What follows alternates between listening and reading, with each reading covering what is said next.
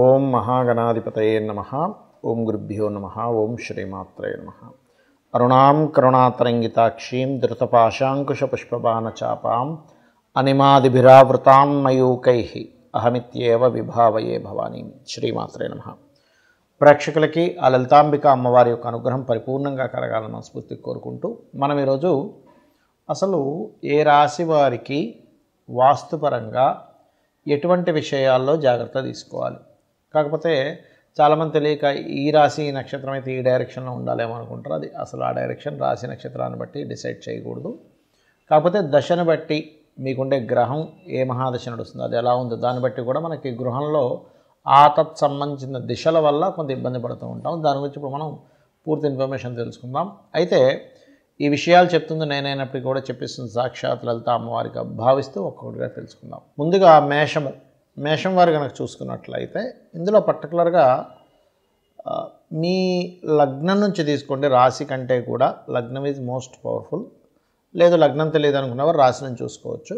మీరు ఏదైనా ఒక గృహం తీసుకునేటప్పుడు మొట్టమొదటిగా మీరు జాగ్రత్త తీసుకోవాల్సింది ఏమిటంటే మీ గృహంలో వాయువ్యం ఎలా ఉంది చూసుకోండి. అంటే వాయువ్యంలో వాష్రూమ్స్ ఉండకూడదు.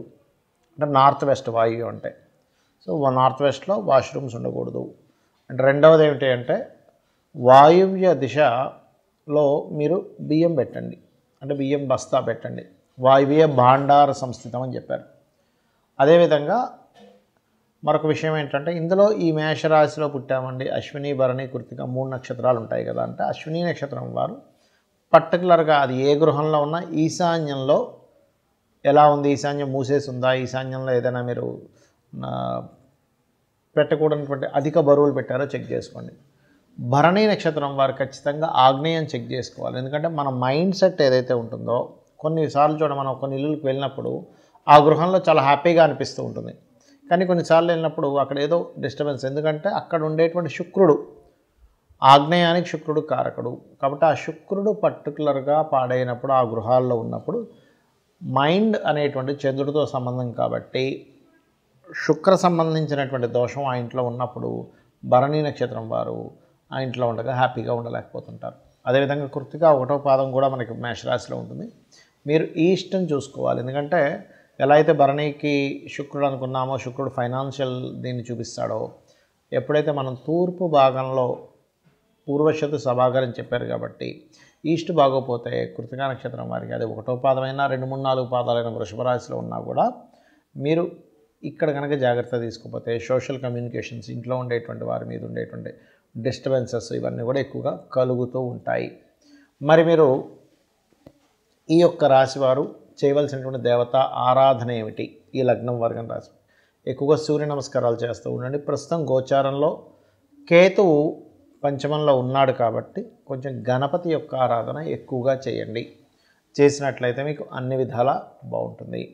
చాలామంది వాస్తు అంటే కూల్చేసేయాలి, విరగొట్టాలి, పగలగొట్టాలనుకుంటారు. అసలు అలా కానే కాదు. నేను స్టెప్ బై స్టెప్గా చెప్తాను అసలు వాస్తు చూసుకునే విధానం ఏంటనేది. పాయింట్ నెంబర్ 1, మీరు ఎప్పుడైనా సరే వాస్తు చూసుకోవాలి అంటే మంచి వాస్తు ఇంట్లోకి వెళ్ళాలంటే ఫస్ట్ మీ పేరులో ఉండే మొదటి అక్షరాన్ని తీసుకొని దాన్ని వర్గు అంటారు. అంటే మీ పేరు ఆ నుంచి అమహ మధ్యలో ఉంటే మీకు తూర్పు కానీ దక్షిణం కానీ ఉత్తరం కానీ పనిచేస్తుంది, లేదా వాయువ్యం పనిచేస్తుంది. కానీ పడమర లేదా ఈశాన్యం పనిచేయదు. ఇలా కావర్గు, చావర్గు, టావర్గు అని ఇలా ఉంటాయి.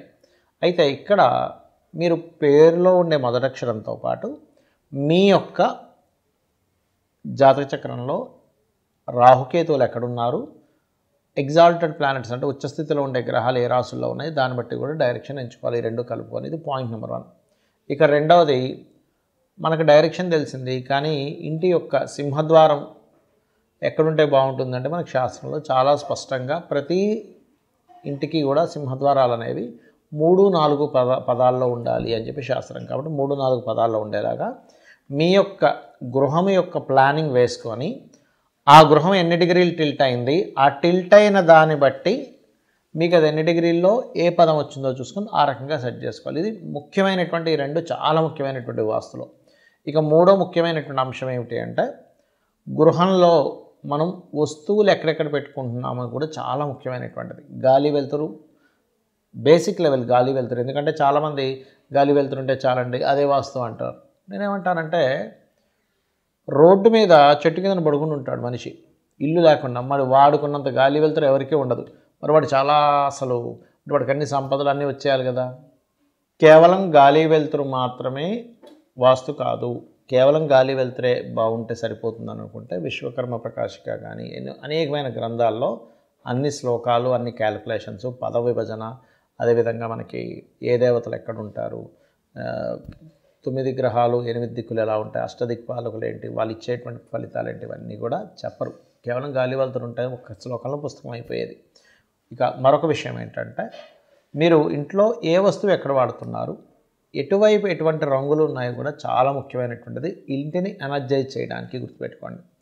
ఆ రకంగా ఎప్పుడు కూడా గృహంలో మీకు నడుస్తున్న మహాదశను బట్టి కూడా ఉంటుందండి. అంటే మీకు తెలియకుండానే ఉదాహరణకి రవి నుంచి కేతు వరకు తీసుకుందాం దశల్లో.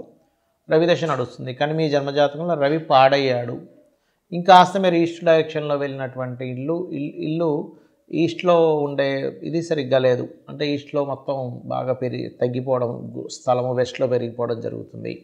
అప్పుడు ఆ ఈస్ట్ అనేది సన్కి సంబంధం కాబట్టి కమ్యూనికేషన్స్ దెబ్బతినడం, సోషల్ కమ్యూనికేషన్స్, పూర్వస్తు సభాగర్ అన్నారు కాబట్టి అటువంటి ఇబ్బంది అనేది జరుగుతూ ఉంటుంది. అలా కాకుండా చంద్రమహర్దశ నడుస్తుంది. ఉదాహరణకు చంద్రుడు బాగుంటే ఫైన్, ఒకవేళ పాడయ్యాడు అది మనసుకి సంబంధం కాబట్టి మీరుండే ఇల్లు కూడా వాయువ్య దిశ ఏదైనా తేడా ఉన్నట్లయితే వాయువ్య దిశ వల్ల మీకు ఇంకొంచెం ఏమైపోతుంది, అది ఆల్రెడీ మహాదశ ఇబ్బంది ఉంది, దాంతోపాటు వాయువ్యం కూడా దోషం ఏర్పడింది, వాయువ్యానికి చంద్రుడు కాబట్టి అది ఇంకొంచెం మానసిక స్ట్రెస్ని, అనాలోచితంగా కొన్ని నిర్ణయాలు తీసుకునేది ఇస్తూ ఉంటుంది. అదే మీకు కుజమహర్దశ నడుస్తుంది, కుజుడు బాగుంటే ఫైన్, భూముల ద్వారా బాగా కలిసి వస్తుంది, కానీ పాడయ్యాడు, అప్పుడు సౌత్ చెక్ చేసుకోవాలి. ఎందుకంటే సౌత్కి కుజుడు కారకుడు దక్షిణానికి. సో దక్షిణం బాగా పెరిగిపోయినా, దక్షిణంలో బాత్రూమ్స్ ఉన్నా, ఇది మీకు ప్రధానంగా కెరీర్ మీద దెబ్బతీస్తుంది. అదేవిధంగా ఉదాహరణకి మీకు బుధుడి యొక్క మహాదశ నడుస్తుంది. బుధుడు ఉత్తరానికి కారకుడు, అంటే ధనానికి, వ్యాపారానికి, వీటికి కారకుడు. సో ఉత్తరంలో బాత్రూమ్స్, వాష్రూమ్స్ ఉన్నటువంటి ఇళ్లలో ఉంటే బుధ మహాదశ నడుస్తున్నందుకు ఇంకా ఇబ్బంది పడతారు, లేకపోతే అది పెద్దగా మీకు సపోర్ట్ చేయదు, అంటే బ్లాకేజెస్ ఏర్పడుతుంటాయి. అంటే మనకుండే దశను బట్టి మనం ఆ గృహంలో ఆ యొక్క గృహ అధిదేవతలు, గ్రహదేవతలు అక్కడ బ్లాకేజ్ ఏర్పడినప్పుడు అది మరింత స్ట్రెస్కి గురి చేస్తుంది. అదేవిధంగా గురు మహర్దశ నడుస్తుంది, అప్పుడు ఈశాన్యం అనేటువంటిది చాలా కీన్గా ఉండాలి. ఎందుకంటే ఈశాన్యంలో బరువులు పెట్టేసి ఈశాన్యం కట్ అయిపోయి ఈశాన్యంలో బాత్రూమ్స్ ఉంటే ఏమవుతుందంటే అనాలోచితమైన నిర్ణయాలు, అనవసరంగా ఏవేవో పూజలు, అంటే ఒక ఇంట్లో కూర్చొని చక్కగా నామస్మరణ చేయాల్సింది ఎవరో ఫేక్ వాళ్ళని కనెక్ట్ అయ్యి వాళ్ళతో లక్షలు పెట్టి పూజ చేసుకోవడం, ఇలాంటి తప్పిదాలు జరుగుతూ ఉంటాయి. ప్లస్ సంతానం మీద కూడా ఎఫెక్ట్ పడుతుంది అది. అలాగే శుక్రుడు ఆగ్నేయం, అంటే ఆగ్నేయ దిశ కనుక పాడైతే శుక్ర సంబంధించిన దిశలు బాగాలేవు. అంటే మీ ఇంట్లో ఉదాహరణకి ఆగ్నేయం తగ్గింది లేదా విపరీతంగా పెరిగింది, శుక్రదశ నడుస్తూ శుక్రుడు బాగోలేడు, అది ఇబ్బందిని ఇస్తుంది. అలాగే మరొక విషయం ఏంటంటే ఆగ్నేయం తర్వాత చూసుకోవాల్సింది ప్రధానంగా ఇక్కడ శుక్ర మహాదశ తర్వాత శని దశ తీసుకుందాం. శని అంటే పడమర కారకుడు కాబట్టి వెస్ట్ విపరీతంగా పెరిగింది, లేదా వెస్ట్ సెంటర్లోనే బాత్రూమ్స్ పెట్టారు, అది దోషాన్ని ఇస్తుంది. అలాంటప్పుడు ఏమవుతుంది, మీరు లైఫ్లో ఏదైతే బెనిఫిట్ పొందాలో బెనిఫిట్స్ పొందలేకపోతుంటారు. రాహుకేతువులు తీసుకుంటే రాహు అయితేనేమో నైరుతిని చూసుకోవాలి, నైరుతి దిశ బాగుందో లేదో, రాహు మహాదశ నడిచేటప్పుడు కేతు అయితే ఈశాన్యం. ఈ రకంగా మన మహాదశలకి మన జన్మజాతకంలో 4th లార్డ్ ఎలా ఉన్నాడో అనే దాన్ని బట్టి ప్రధానంగా చూసుకుంటూ ఇంట్లో ఎంతసేపు కూడా అంటే ఒకటే గుర్తుపెట్టుకోండి, చిన్న చిన్న వస్తువుల మార్పు కూడా మనం అబ్జర్వ్ చేస్తుండాలి, దానివల్ల కూడా దాని ప్రభావం ఉంటుంది. అయితే ఇంట్లో నిత్య దీపారాధన కనుక చేస్తూ ఉన్నట్లయితే ఇంట్లో ఎనర్జీ బ్యాలెన్స్డ్గా ఉండి ఆ ఇంట్లో ఉండేవాళ్ళు చాలా సంతోషకరంగా ఉంటారు. శ్రీమాత్రే నమః.